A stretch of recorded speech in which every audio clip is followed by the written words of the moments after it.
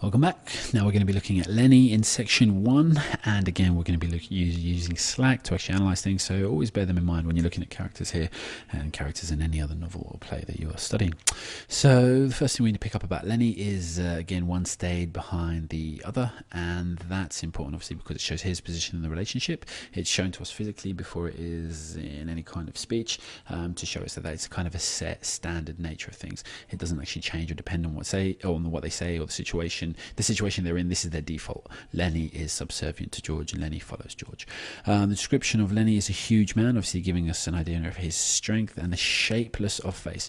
And the important thing about it being shapeless exactly is like, again, it's kind of no control, no contours, no boundaries in that way. So it's kind of like a lost face, maybe a babyish face, but moreover it kind of gives an idea to his idea of destiny. He's the exact opposite of George, who's got strong features, easily defined. You might look at him and see winner, but like Lennie has a shapeless face. You might look at him, just forget him, like he's a nothing. And in the course of the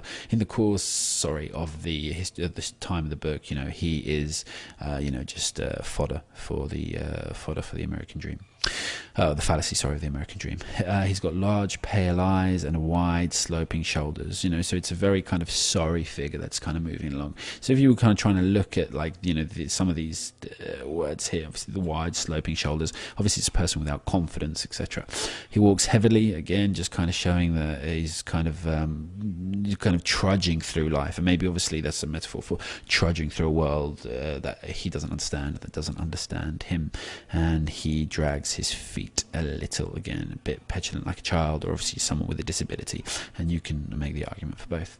When he drinks, we find he drinks with long gulps, and he snorts into the water like a horse. Obviously it kind of shows animalistic qualities about him, which is a reference to his strength and his simplicity, and moreover it also shows that he has not got manners, which isn't really hugely important for here, but in the context of him not knowing what to do and when, it's really important.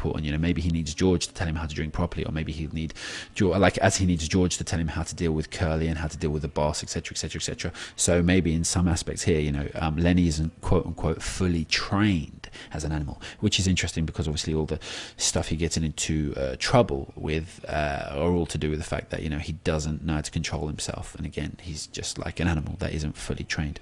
We got another animalistic trait when he says doubled his big paw, and then we see his actual lack of intelligence when he says I tried not to forget something very simple, and the only thing he does remember straight after that is I remember about the rabbits. And this is really important because whenever we talk about the American dream and the way that it was about owning your own land and being your own boss and having your own place, etc, etc, etc, and it's always put that it's Lennie and George's dream. This is very true to an extent, but Lennie's dream really is not as complex as that. It's always about the rabbits with him, always about having his own thing, always about what he can tend and touch and stroke. So we have to ask ourselves really, does he even know what extent of dream he's trying to follow? Obviously, is it because he doesn't know because of his limitations mentally, or is it because that's not really what he wants? He just wants to be able to touch things, and he just wants a simple, easy life. But again, he doesn't fit into this world of mercenaries and guns for hire in terms of or work hands for hire, etc. So you can analyze that as much as you want. Here we actually find again his strength and his lack of control in that untrained way, which sets us up for obviously a lot of what's going to happen later on.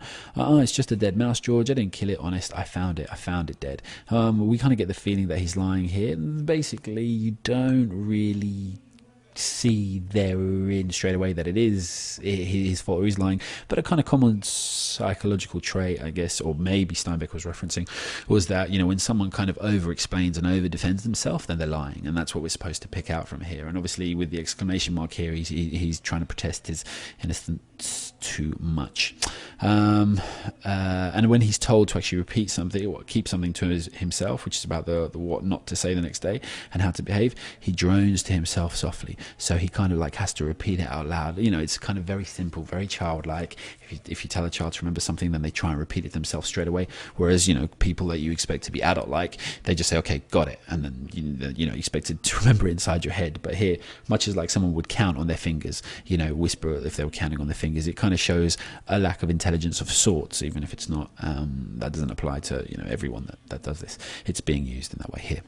Lennie laid the mouse in his hand, and again I wasn't doing nothing nothing bad with it. I was just stroking it. So here we get the idea that, you know, he did kill this mouse, and he kind of references the bad here, you know, and we kind of find that Lennie's a bit of a lost soul. He tries to do things one way, and unfortunately they always turn out the other way. So when he says, I wasn't doing nothing bad, you know, he doesn't really understand why the things died. And, you know, he was just trying to give it some kind of affection. You know, I was just stroking it. And then again, like the contractions on his words, we find again shows the level of simplicity that he has, and obviously the dialect from the place that he comes from, etc. But the idea of, we obviously straight away, we've got this idea of this dead creature linked to his stroking. So anything he strokes, touches, or wants to touch, we know from now on is going to be bad news. And obviously it becomes the case with the puppy, and the case later with Curly's wife. So we're being set up for it here. That mouse ain't fresh, Lennie, and besides, you broke it petting it. Now basically he has to talk to him in very simple terminology. George has to talk to Lennie in very simple terminology. When he says you've broke it, obviously he says you broke it rather than you killed it, which is you know, interesting, because he's trying to soften it for him in some way. And again, it's you know, he has to be told this kind of thing. You know, he doesn't kind of make the connection himself. He doesn't understand why it's dead. So it kind of shows again how childlike he is in and of himself to in his relationship with George.